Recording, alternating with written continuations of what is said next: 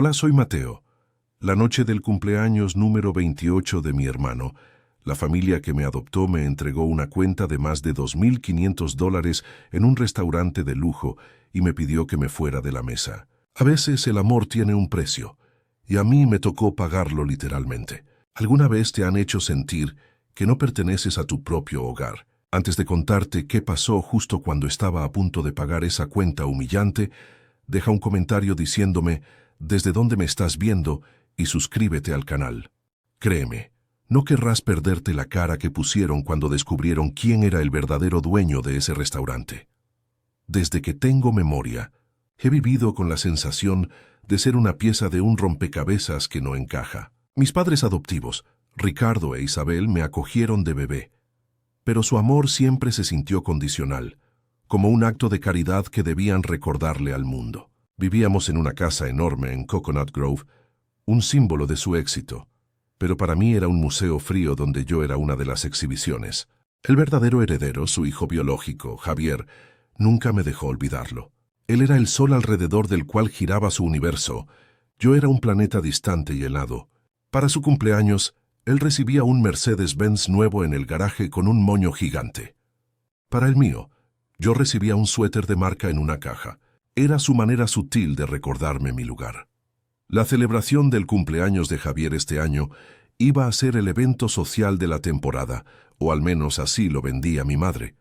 Eligieron Vargas, uno de los restaurantes más exclusivos de Brickell, un lugar donde las reservaciones se hacen con meses de anticipación, y cada plato cuesta lo que yo gasto en comida en una semana. Isabel había estado planeándolo por semanas, obsesionada con cada detalle, desde la lista de invitados hasta el código de vestimenta.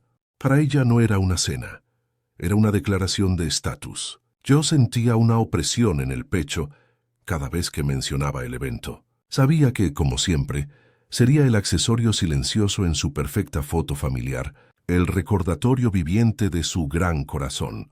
Esa noche, el aire en el restaurante estaba cargado de perfume caro y conversaciones superficiales. Me sentía como un impostor con mi traje alquilado mientras veía a los amigos de mis padres, todos empresarios y figuras de la alta sociedad de Miami, saludando a Javier como si fuera un príncipe. Mi padre, Ricardo, me dio una palmada en la espalda que se sintió más como un empujón que como un gesto de afecto. «Pórtate bien, Mateo. Hay gente importante aquí», me susurró sin siquiera mirarme a los ojos. Me senté en el lugar que me asignaron, en el extremo de la larga mesa, observando cómo mi familia se movía con una facilidad y una confianza que yo jamás podría imitar. Eran los dueños del mundo, y yo solo un invitado con boleto prestado. El clímax de la primera parte de la noche llegó con los regalos. Después de una serie de obsequios extravagantes de los invitados, mis padres presentaron su gran sorpresa, una pequeña caja de terciopelo verde oscuro. Dentro, un Rolex de oro macizo que brillaba bajo las luces del restaurante. Javier lo levantó con una sonrisa arrogante, dejando que todos admiraran el peso de su valor, tanto literal como simbólico. Isabel tenía lágrimas de orgullo en los ojos, mientras Ricardo sonreía satisfecho, como un rey observando a su heredero. Mi regalo, una primera edición firmada de un libro de su arquitecto favorito, que me costó meses de ahorros, fue abierto rápidamente y apartado a un lado con un «gracias, hermanito», que sonó a burla. La diferencia de valor no era solo monetaria, era afectiva. Justo cuando pensaba que la noche no podía ser más incómoda, ocurrió algo inesperado. Isabel, mi madre, se inclinó hacia mí y por primera vez en toda la noche me miró directamente. «Te ves muy guapo esta noche, Mateo. Ese traje te queda bien», dijo con una sonrisa que casi pareció genuina. Por un instante, un estúpido y frágil rayo de esperanza me atravesó. Quizás estaba exagerando, quizás después de todo sí me veían. Me aferré a ese pequeño cumplido como un náufrago a un trozo de madera, permitiéndome relajar los hombros por primera vez. Creí por un segundo que tal vez esta vez sería diferente. Qué ingenuo fui al pensar que un gesto amable podría borrar años de indiferencia y pequeños desprecios. La ilusión se hizo añicos minutos después. Javier, con su nuevo Rolex brillando en la muñeca, se puso de pie para hacer un brindis. Levantó su copa de champán y agradeció a todos por venir. Sus ojos recorrieron la mesa y se detuvieron en mí. «Quiero brindar por la gente que importa, por la sangre, por la verdadera familia», dijo, y su voz goteaba veneno. El silencio se apoderó de la mesa. Luego, mirándome fijamente con una sonrisa cruel, añadió, «Mateo, ¿por qué no te buscas otra mesa? Esta es para la familia, no para los adoptados». El impacto de sus palabras me dejó sin aire. Pero lo peor no fue eso. Lo peor fue el sonido que vino después, la risa. Primero la de sus amigos, luego la de mi padre, y finalmente la risa suave y contenida de Isabel. Sentí como si el suelo se abriera bajo mis pies. Mi rostro ardía de humillación, pero mis manos estaban heladas. El mundo se redujo al sonido de sus risas y al murmullo de los otros comensales que nos miraban. En ese preciso instante, como si fuera parte de un guión perfectamente orquestado, un camarero se acercó a la mesa. No se dirigió a Ricardo, el anfitrión. No se dirigió a Javier, el festejado. Caminó directamente hacia mí, con una expresión neutra que parecía ensayada, y colocó una elegante carpeta de cuero negro frente a mi plato. La abrió con un gesto sutil, revelando una cuenta que superaba los $2.500. Era el punto final, la humillación definitiva. No solo no era familia, sino que ahora me estaban cobrando por el privilegio de haber sido humillado por ellos. Algo dentro de mí se rompió, pero no de la manera que ellos esperaban. No hubo lágrimas, no hubo gritos. En su lugar, una calma glacial me invadió por completo. Era la calma de la certeza, la claridad que llega cuando tocas fondo. Supe en ese momento que esa era la última vez que buscaría su aprobación, la última vez que permitiría que su crueldad me definiera. Lentamente, saqué mi billetera.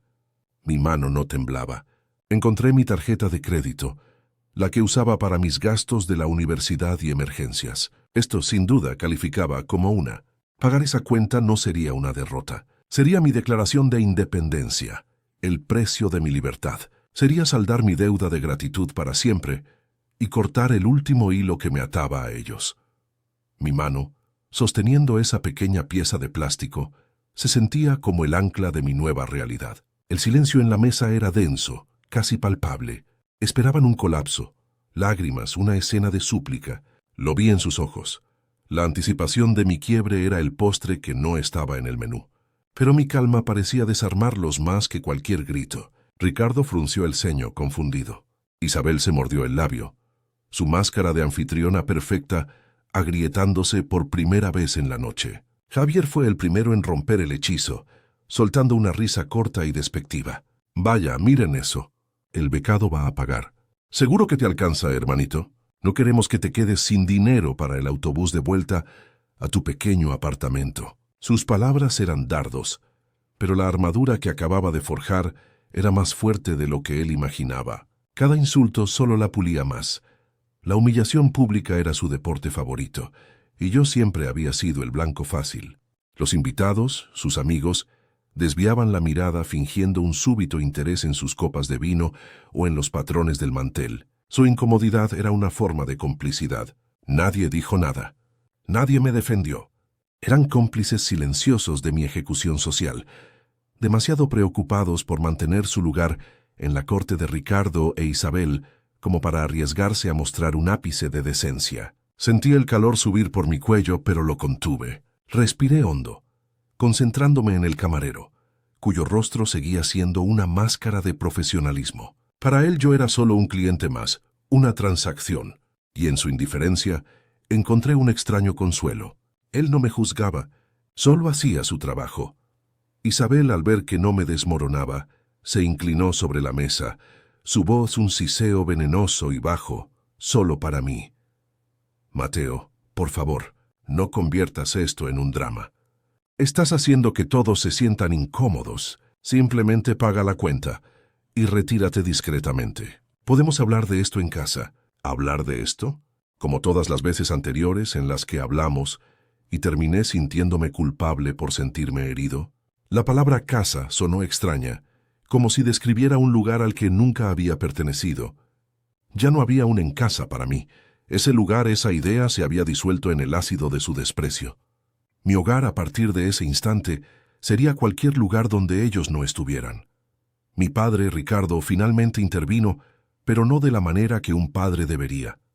Se aclaró la garganta, ajustándose el nudo de su corbata de seda. Javier, ya es suficiente. Mateo, haz lo que tengas que hacer. No arruinemos la noche. Su tono no era de defensa, sino de control de daños. Yo no era su hijo siendo herido. Era un problema de relaciones públicas que necesitaba ser gestionado. Su pasividad era, en muchos sentidos, más dolorosa que la crueldad activa de Javier. Era la confirmación final de que mi valor en esa familia era puramente funcional. Existía para hacerlos lucir bien, para ser el antes en su historia de después de Caridad. Y ahora que estaba alterando la narrativa, simplemente querían que desapareciera. Recordé una tarde de verano cuando tenía unos 15 años. Había estado ayudando a Ricardo en su estudio y accidentalmente rompí un costoso modelo arquitectónico. El sermón que recibí sobre la responsabilidad y el valor del trabajo duro duró casi una hora. Me hizo pagarlo con el dinero de mi asignación durante meses. Una semana después, Javier chocó la moto acuática de la familia, un juguete que costaba 10 veces más que el modelo. Ricardo simplemente suspiró y dijo, «Los chicos serán chicos», y le compró una nueva al mes siguiente. Esa era la economía de su afecto. Las deudas de Javier siempre se perdonaban. Las mías se acumulaban con intereses. Esta cuenta de restaurante no era más que el pago final de esa larga y desigual balanza. El camarero, con una paciencia infinita, acercó un poco más la terminal de pago portátil. El pequeño dispositivo sobre la mesa parecía un juez esperando mi sentencia. El zumbido bajo de las conversaciones a nuestro alrededor comenzó a regresar, pero nuestra mesa permanecía en una burbuja de tensión. Los ojos de Javier brillaban con un triunfo malicioso. Para él esto era el jaque mate. Había demostrado frente a todos los que importaban en su mundo que yo era un extraño, una carga financiera, alguien que podía ser desechado y obligado a pagar por su propia expulsión. Estaba saboreando cada segundo de mi supuesta derrota, sin saber que en realidad estaba presenciando mi coronación. Estaba comprando mi libertad con cada dólar de esa cuenta. Mientras me preparaba para introducir mi tarjeta, algo captó mi atención. En una mesa al otro lado del salón, un hombre mayor me observaba. No era una mirada de curiosidad casual. Había una intensidad en sus ojos, una especie de reconocimiento que me hizo sentir un escalofrío. Estaba solo, vestido con un traje impecable que hablaba de una elegancia discreta, muy diferente a la ostentación de mi padre. Nuestros ojos se encontraron por una fracción de segundo antes de que yo apartara la vista, atribuyéndolo al estrés del momento. Probablemente solo era otro comensal rico, juzgando el drama familiar que se desarrollaba ante él. Pero la imagen de su mirada se quedó grabada en mi mente, un detalle extraño en una noche ya surrealista. Javier, impaciente por el gran final, levantó su muñeca, haciendo que la luz se reflejara en el oro de su nuevo Rolex. Mientras algunos luchan por pagar la cena, otros marcamos el tiempo de nuestras victorias, dijo en voz alta, dirigiéndose a uno de sus amigos, pero asegurándose de que yo lo escuchara. El reloj, que antes era solo un símbolo de su estatus de hijo predilecto, ahora se sentía como un arma. Era un recordatorio tangible de la enorme brecha que había entre nosotros, una brecha no solo de riqueza, sino de valor a los ojos de las personas que se suponía que debían amarme. Cada tic-tac de ese reloj parecía contar los segundos que me quedaban en esa vida, y yo estaba más que listo para que el tiempo se agotara. La cifra en la pantalla de la terminal me miraba fijamente. 2.587,43. Pensé en mi cuenta bancaria. Esa cantidad representaba casi todos mis ahorros, el dinero que había estado guardando meticulosamente, trabajando a tiempo parcial mientras estudiaba arquitectura. Era el fondo para mi depósito de seguridad, mi primer mes de alquiler en un lugar propio, lejos de ellos. Pagar esa cuenta significaba retrasar mi escape, sacrificar mi futuro inmediato por un gesto simbólico. Pero el símbolo era demasiado poderoso para ignorarlo. El dinero se podía recuperar. Mi dignidad, una vez que la entregara por completo, sería mucho más difícil de reconstruir. Este no era un gasto, era una inversión en mí mismo. Tomé una última y profunda respiración. El aire del restaurante se sentía viciado y opresivo. Levanté la vista y miré a cada uno de ellos. A Javier, con su sonrisa de superioridad. A Isabel, con su expresión de fría desaprobación. A Ricardo, con su incómoda neutralidad. Quería grabar sus rostros en mi memoria en este preciso instante. El momento en que dejé de ser su proyecto de caridad y me convertí en mi propio hombre. No dije una palabra. El silencio era mi respuesta, mi declaración. Deslicé la tarjeta de crédito en la ranura de la máquina. El aparato emitió un suave pitido, indicando que estaba listo para mi PIN. El mundo pareció detenerse, esperando. Justo cuando mi dedo se movía para presionar el primer número, una sombra cayó sobre la mesa. Una mano firme pero gentil se posó sobre la mía, deteniendo el movimiento. La mano llevaba un anillo de oro con un sello discreto, y pertenecía a un hombre cuya voz, tranquila pero llena de autoridad, cortó la tensión como un cuchillo. «Un momento, por favor», dijo. Levanté la vista, confundido, y me encontré con los ojos del hombre que me había estado observando desde el otro lado del salón. El camarero se enderezó de inmediato. Su expresión profesional se transformó en una de profundo respeto. «Señor Vargas», murmuró casi en una reverencia. El caos acababa de empezar. El nombre Vargas resonó en la mesa como el eco de una campana lejana. Ricardo fue el primero en reaccionar, su instinto de patriarca herido tomando el control. Se enderezó en su silla, inflando el pecho en un patético intento de recuperar la autoridad perdida. «¿Disculpe?», dijo, su voz con un filo que no logró ocultar el temblor de la confusión. «¿Quién es usted? ¿Y por qué se entromete en un asunto familiar privado?».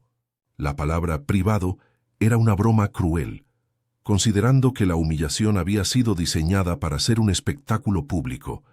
Todos en la mesa, incluyendo a los amigos de Javier, se quedaron inmóviles, con las copas a medio camino de sus labios, observando cómo el guión de la noche se desviaba hacia un territorio desconocido e incómodo. El aire, antes lleno de risas y arrogancia, ahora estaba cargado de una tensión tan espesa que se podía cortar. Pero el señor Vargas ignoró por completo a mi padre. Su atención, su mundo entero en ese instante, parecía estar centrado exclusivamente en mí. Sus ojos de un color avellana cálido me examinaban con una intensidad que no era invasiva, sino protectora, casi paternal. Se inclinó ligeramente y con una voz suave pero que resonó en el silencio sepulcral me preguntó: «Joven, ¿me permite?».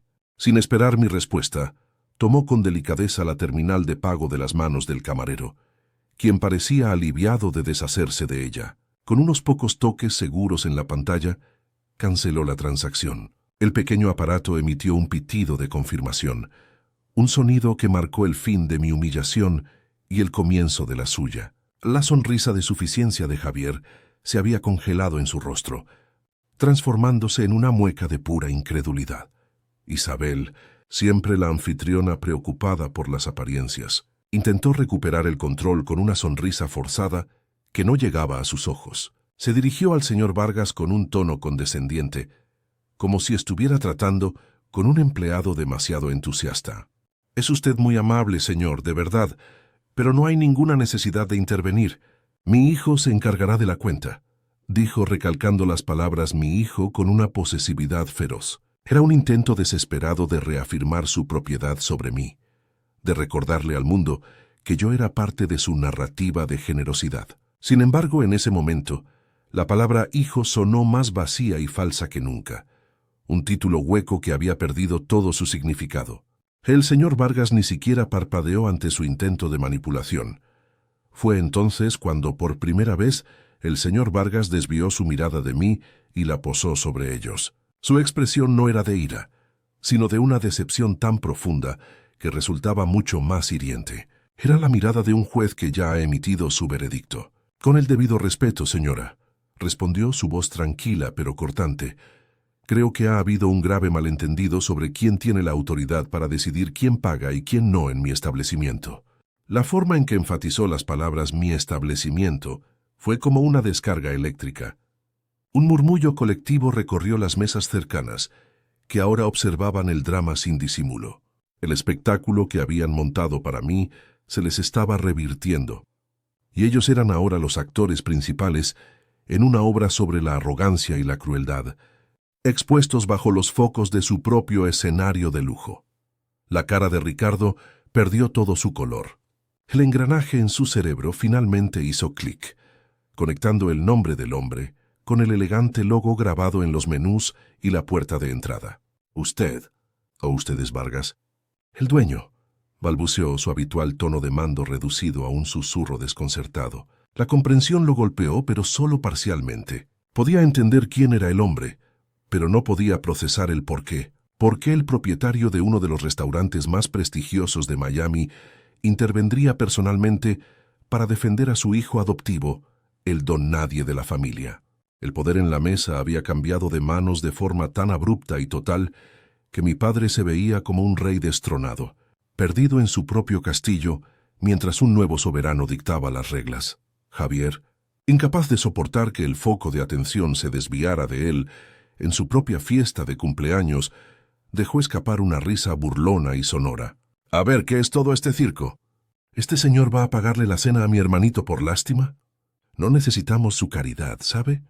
Volvió a usar la palabra hermanito con ese tono venenoso. Un último y desesperado intento de reafirmar su superioridad y ponerme de nuevo en mi lugar. Pero esta vez el insulto no tuvo efecto. Sonó patético, como el gruñido de un animal herido que sabe que ha perdido la pelea. En lugar de herirme, sus palabras solo sirvieron para subrayar su propia mezquindad y la fragilidad de su estatus, que dependía enteramente de la humillación de otros. La expresión del señor Vargas se endureció como el mármol al escuchar a Javier. La calidez que había en sus ojos cuando me miraba se evaporó, reemplazada por un frío desprecio que parecía congelar el aire a su alrededor.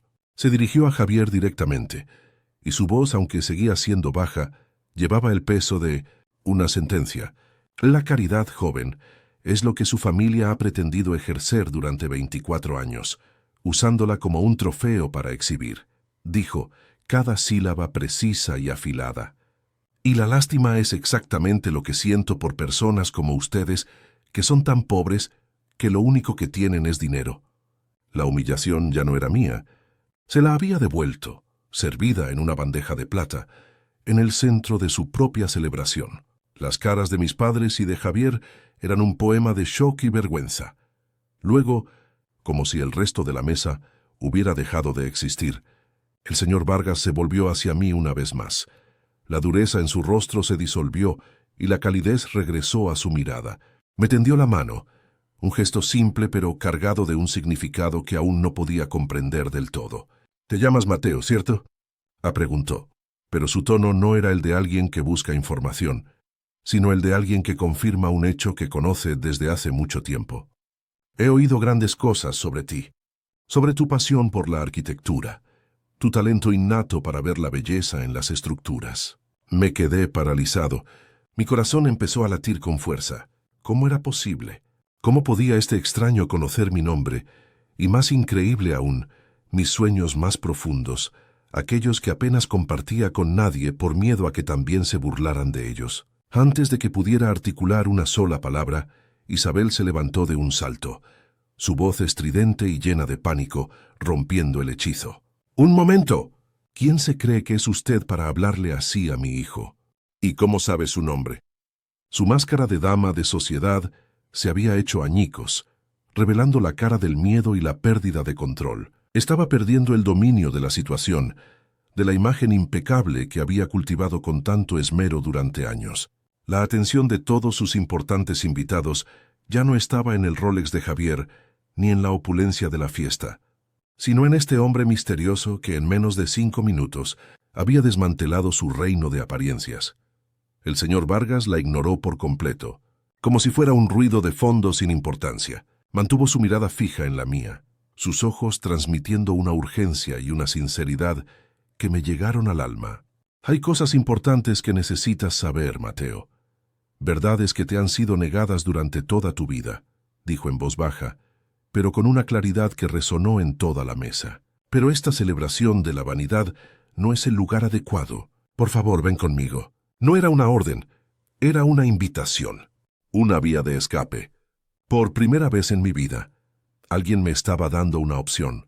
el poder de elegir mi propio camino. Miré por última vez a las personas que me habían criado, sus rostros descompuestos por la furia y la humillación, y luego miré a este extraño que me ofrecía su mano. La decisión no me tomó ni un segundo. Sin dudarlo, mi mano se encontró con la suya. Su agarre era firme, cálido, un ancla en el mar de confusión y dolor que había sido mi vida. Me levanté de la silla. El movimiento se sintió lento y deliberado, como si estuviera saliendo de un sueño profundo. Mis ojos se encontraron por última vez con los de ellos. Ricardo, con una expresión de furia impotente. Isabel, con el rostro pálido y los labios apretados en una línea de desaprobación. Y Javier, cuya sonrisa arrogante se había desvanecido, reemplazada por una mueca de pura y desconcertada incredulidad. No dije nada. No había nada que decir. Mi silencio fue mi adiós, el portazo más sonoro que jamás podría haber dado. Dejé atrás la silla vacía, la comida a medio tocar, y 24 años de sentirme como un invitado no deseado en mi propia vida. El camino desde la mesa hasta la salida del restaurante pareció durar una eternidad. Cada paso era una declaración. Sentí docenas de ojos sobre mí. Los susurros se apagaban a nuestro paso, creando un pasillo de silencio y curiosidad. Pero por primera vez, las miradas de los demás no me hicieron sentir pequeño o avergonzado. Al contrario, me sentí visto, pero de una manera completamente nueva. No era el chico adoptado en la esquina de la foto familiar. Era el protagonista de mi propia historia, caminando hacia un futuro desconocido, al lado de un hombre que, en cuestión de minutos, me había mostrado más respeto que mi familia en toda una vida. El señor Vargas mantuvo una mano ligeramente apoyada en mi espalda, un gesto sutil pero increíblemente poderoso, como si me estuviera protegiendo del mundo que dejaba atrás. Justo cuando estábamos a punto de llegar a la puerta, la voz de Ricardo retumbó en el salón, tensa y autoritaria. «Mateo, ¿a dónde crees que vas? Vuelve a esta mesa ahora mismo». Era el mismo tono que usaba cuando yo era un niño, y desobedecía una orden. Un tono diseñado para infundir miedo y exigir sumisión.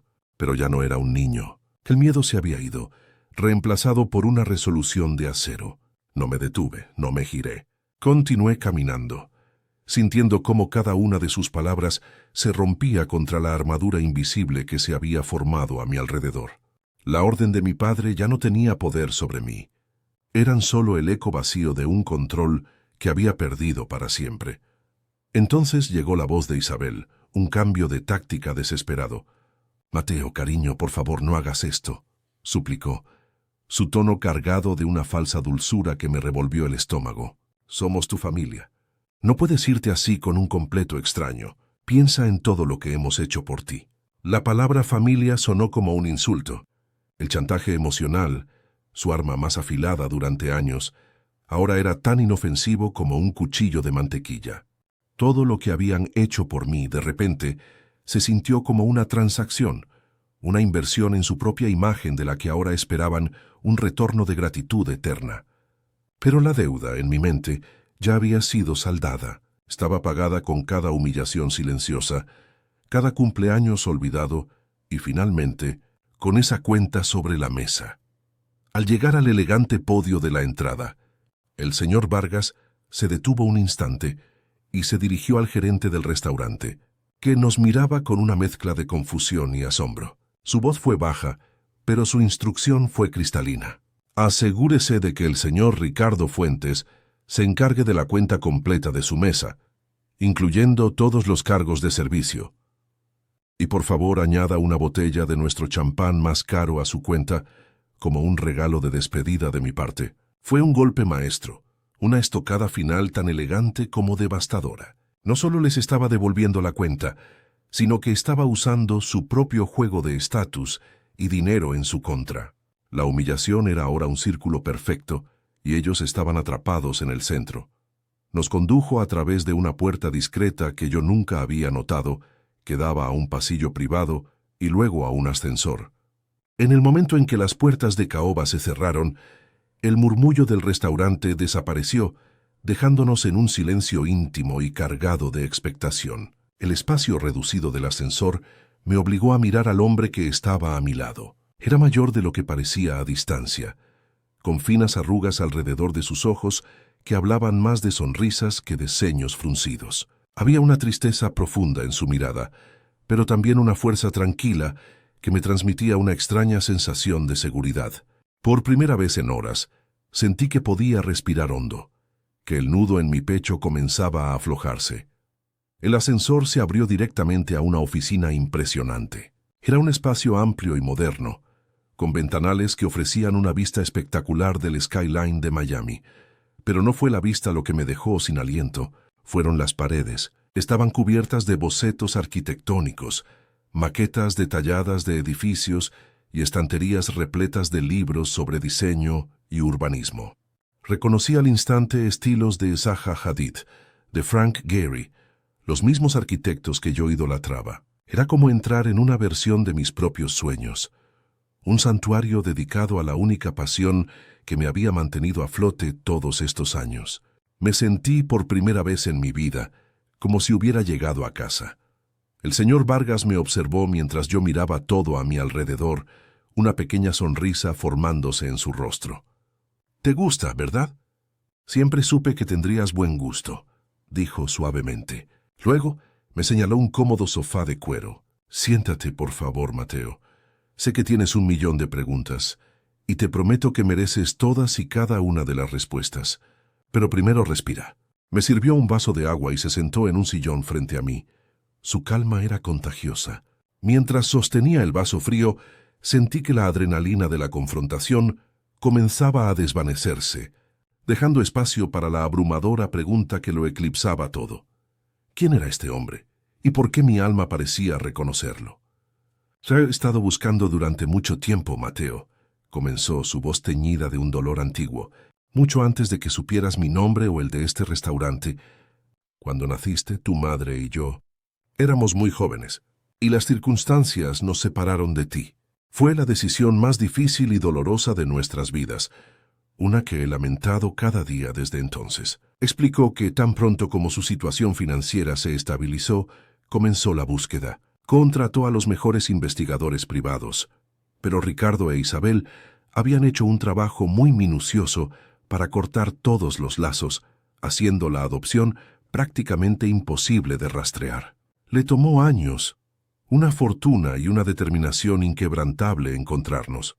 Cuando finalmente di con ustedes, hace unos 5 años, intenté acercarme, continuó, su mirada perdida en un recuerdo doloroso. Hablé con Ricardo e Isabel. Les rogué que me permitieran conocerte, explicarte, pero se negaron rotundamente. Me dijeron que eras feliz, que no sabías nada, y que mi aparición solo te causaría dolor y confusión. Argumentaron que ellos eran tus padres, que yo no tenía ningún derecho, y como un tonto les creí. Decidí observar desde la distancia, para no alterar tu mundo. Su voz se quebró ligeramente. Pero lo que he visto esta noche, lo que he visto en otras ocasiones desde lejos, me ha demostrado el terrible error que cometí. No te estaban protegiendo. Se estaban protegiendo a ellos mismos. Entonces, metió la mano en el bolsillo de su chaqueta y sacó una vieja cartera de cuero visiblemente gastada por el tiempo.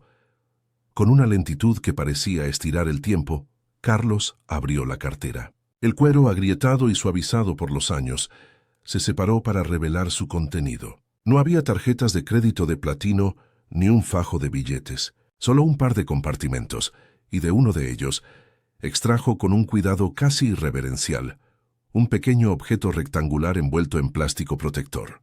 Era una fotografía, descolorida por el sol y el paso de las décadas. Mis manos se sentían frías y pesadas a los costados, mi respiración atrapada en mi garganta. Sabía con una certeza que me helaba los huesos y a la vez me encendía el alma, que lo que fuera que contuviera esa cartera iba a redefinir cada segundo de mi existencia. El mundo entero se había reducido a ese pequeño cuadrado de papel y a las manos del hombre que me había salvado. Me la tendió sobre la mesa de café. En la foto, una mujer joven y radiante, con una sonrisa que iluminaba su rostro y unos ojos idénticos a los míos, sostenía a un bebé recién nacido envuelto en una manta blanca. El hombre a su lado, visiblemente más joven, pero inconfundiblemente Carlos, La miraba a ella y al bebé con una expresión de amor tan puro y abrumador que me dolió físicamente verlo. «Esa es tu madre, Laura», dijo Carlos, su voz apenas un susurro cargado de emoción. «Y ese eres tú, Mateo. El día que naciste fue el día más feliz y, poco después, el más trágico de mi vida. La imagen borrosa de una mujer que nunca conocí se convirtió de repente en la pieza que faltaba en el rompecabezas de mi identidad. Tenía sus ojos. Finalmente sabía de dónde venían mis ojos. De otro compartimento de la cartera sacó una carta doblada, el papel amarillento y frágil. Tu madre falleció poco después de que te diéramos en adopción.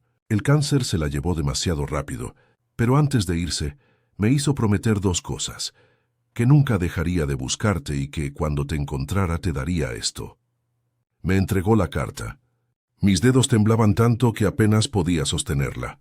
Ella quería que supieras que nunca fuiste abandonado por falta de amor. Fuiste la decisión más desgarradora que tomamos, creyendo que te dábamos una vida mejor, una que nosotros, en ese momento, no podíamos ofrecerte.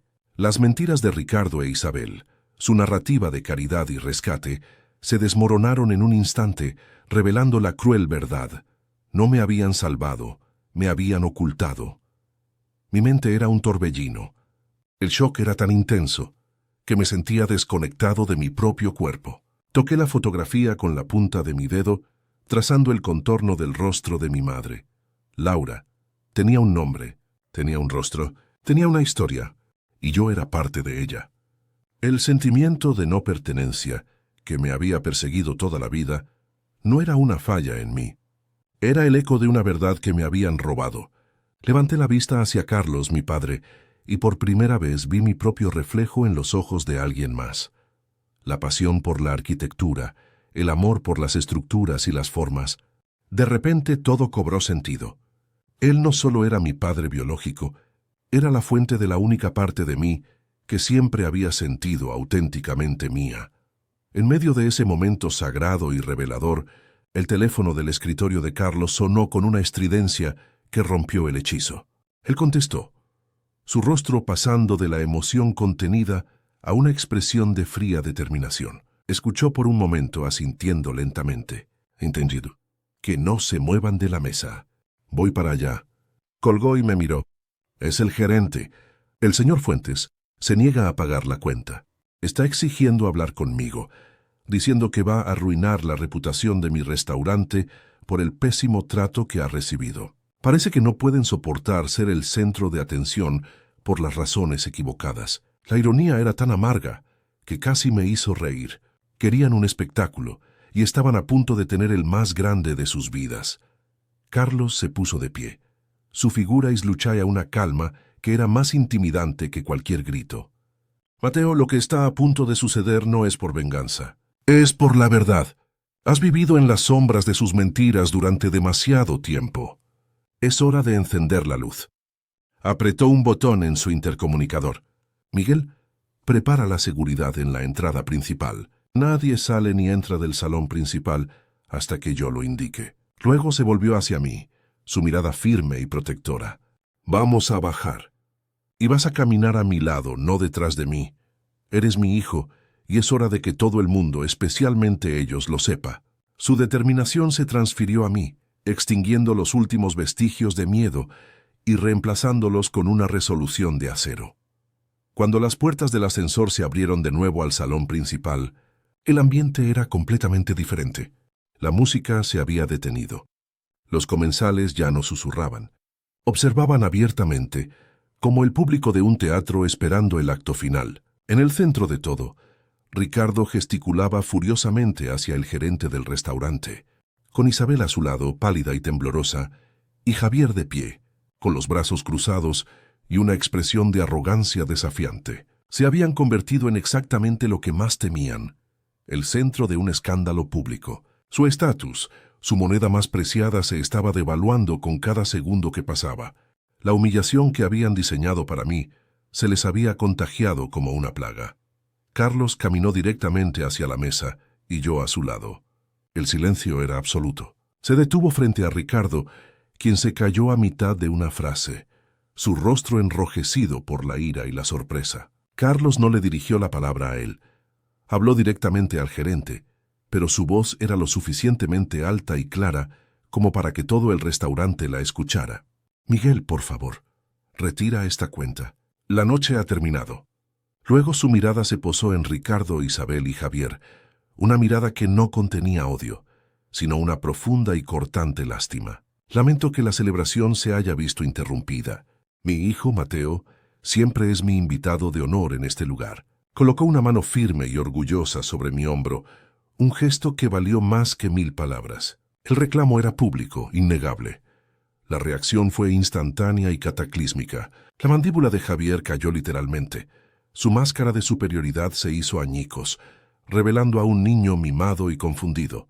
Isabel soltó un pequeño grito ahogado, llevándose una mano a la boca, como si quisiera contener la vergüenza que se desbordaba de ella. El rostro de Ricardo pasó por una gama de colores, del rojo de la furia al blanco pálido, del shock absoluto. Su poder construido sobre el dinero y la influencia social se había evaporado frente a una verdad que no podía comprar ni intimidar. El Rolex en la muñeca de Javier, que antes brillaba como un trofeo, ahora parecía un pedazo de chatarra inútil, un símbolo patético de un reino que acababa de derrumbarse. Usted está mintiendo, balbuceó Ricardo, su voz temblorosa, buscando desesperadamente una forma de negar la realidad. ¡Esto es un truco! ¡Quieres humillarnos! Mateo es nuestro hijo, lo criamos nosotros. Su negación era tan patética como predecible. Carlos, sin perder la compostura, metió la mano en el bolsillo de su chaqueta, sacó su cartera y, con la misma calma deliberada que en su oficina, extrajo la fotografía descolorida. La colocó suavemente sobre el mantel blanco de la mesa, en el centro, para que todos la vieran. Esta es Laura, su madre biológica, y este es el hijo, cuya existencia me ocultaron durante 24 años. Dígame, Ricardo, ¿a quién se parece más? ¿A usted o a la mujer de esta foto? La evidencia visual, simple y poderosa, fue el golpe de gracia. Nadie dijo nada más. El silencio que siguió fue la respuesta más elocuente. Los amigos de la familia desviaban la mirada, sus rostros una mezcla de vergüenza y fascinación morbosa. Habían venido a celebrar el poder de los Fuentes y, en su lugar, presenciaron su ejecución social. Carlos me guió lejos de la mesa, su mano todavía en mi hombro, un escudo contra el pasado. No miramos atrás. Mientras caminábamos hacia la salida, escuché el sonido de un vaso rompiéndose, seguido por el sollozo ahogado de Isabel. Los dejamos atrás, ahogándose en su propia toxicidad, con una cuenta que ahora representaba no solo una cena cara, sino el precio de su crueldad. Por primera vez yo no estaba escapando. Todo estaba siendo guiado hacia mi hogar. El viaje en el ascensor hacia el estacionamiento subterráneo fue un descenso al silencio. Afuera, en el auto de Carlos, el murmullo de la ciudad parecía distante, filtrado a través del grueso cristal. Ninguno de los dos habló de inmediato. Yo miraba las luces de Brickell pasar como estrellas fugaces, cada una marcando la distancia que ponía entre mi antigua vida y este nuevo e incierto comienzo. Carlos simplemente conducía. Su presencia a mi lado era una fuente de calma y solidez. No me hizo preguntas, no me presionó para que hablara. Me dio el regalo más grande que alguien podría haberme ofrecido en ese momento: espacio para procesar, para respirar. El peso de 24 años de sentirme inadecuado comenzó a levantarse de mis hombros. No de golpe, sino lentamente, como una niebla matutina que se disipa con los primeros rayos del sol. Sentí el agotamiento profundo que sigue a una larga batalla, pero por primera vez sentí que la guerra había terminado. Llegamos a su apartamento, un penthouse con vistas a la bahía que era elegante y cálido, no ostentoso y frío como la casa de Coconut Grove.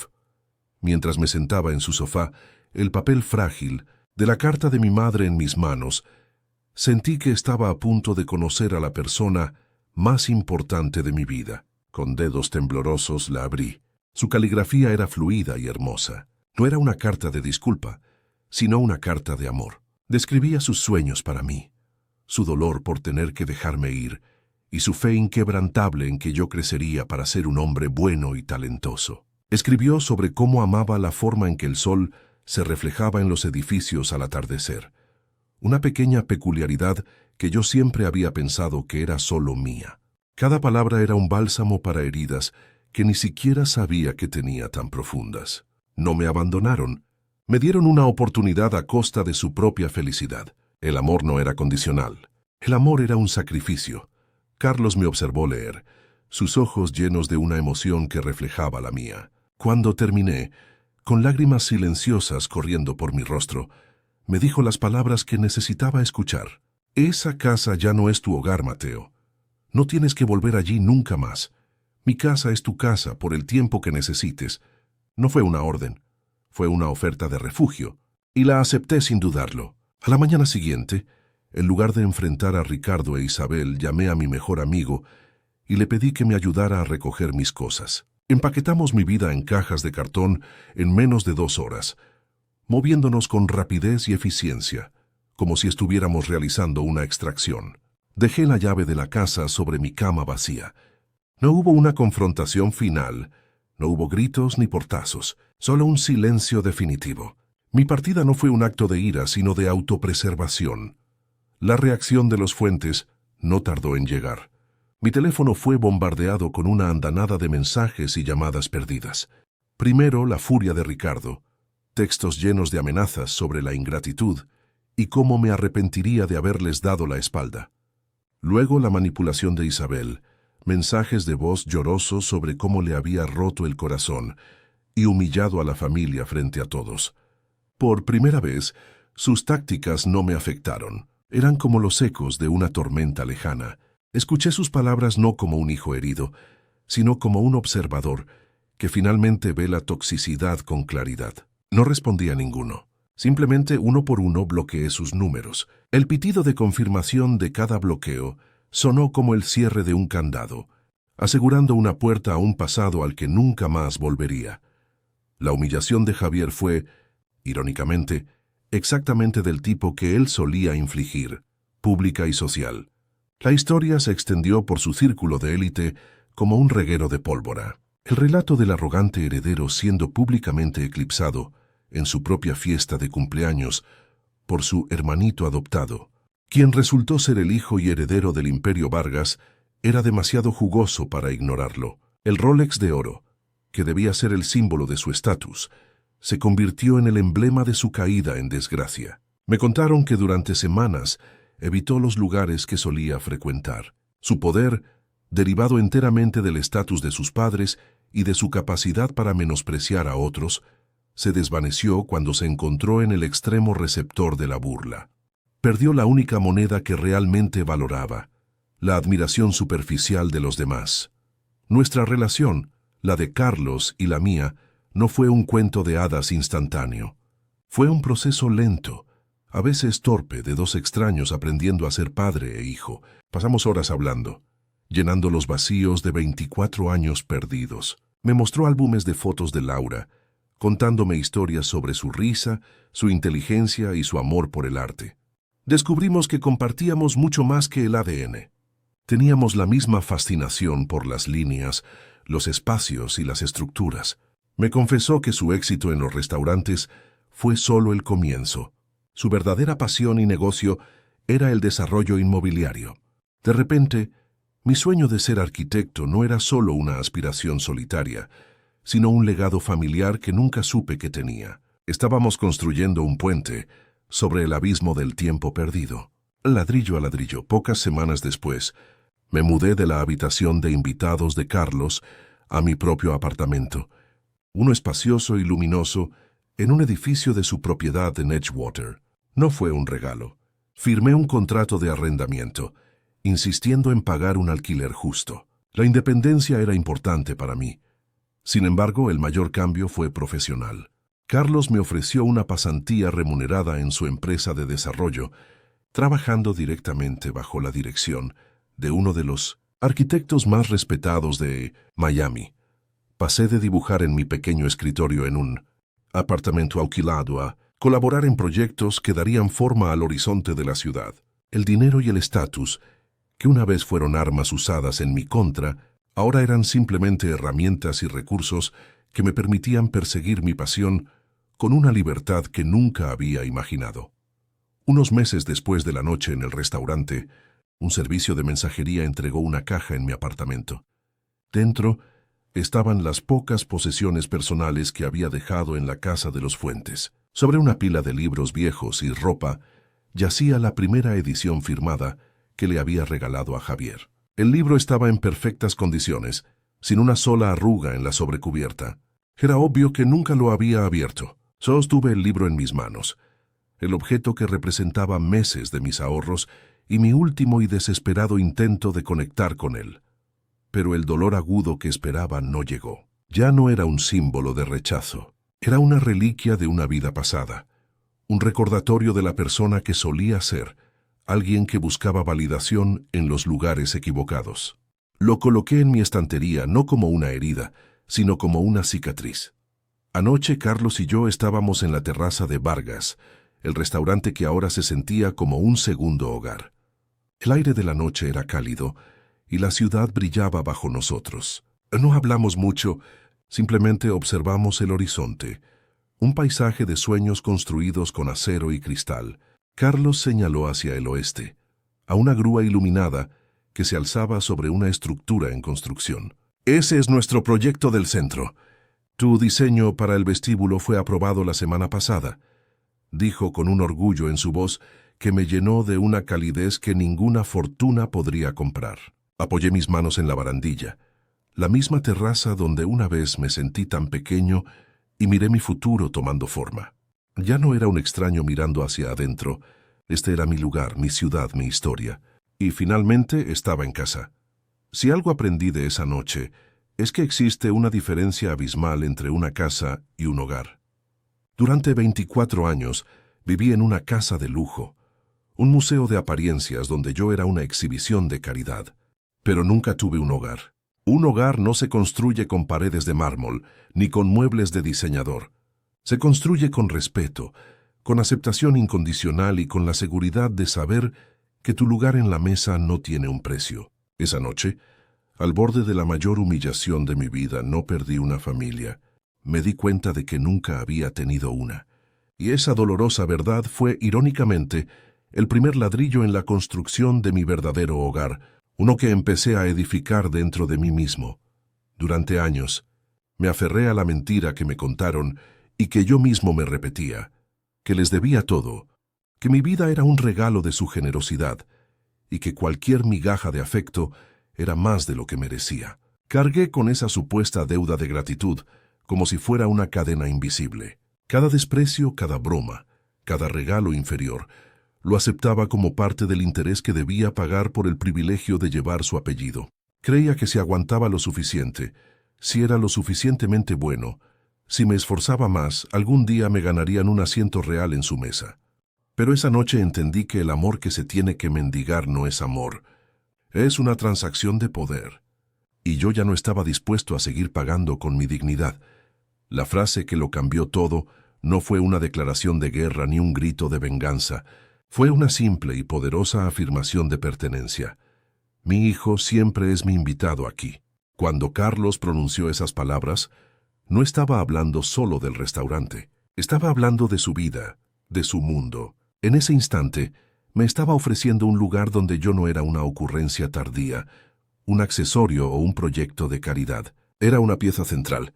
El contraste fue brutal y sanador.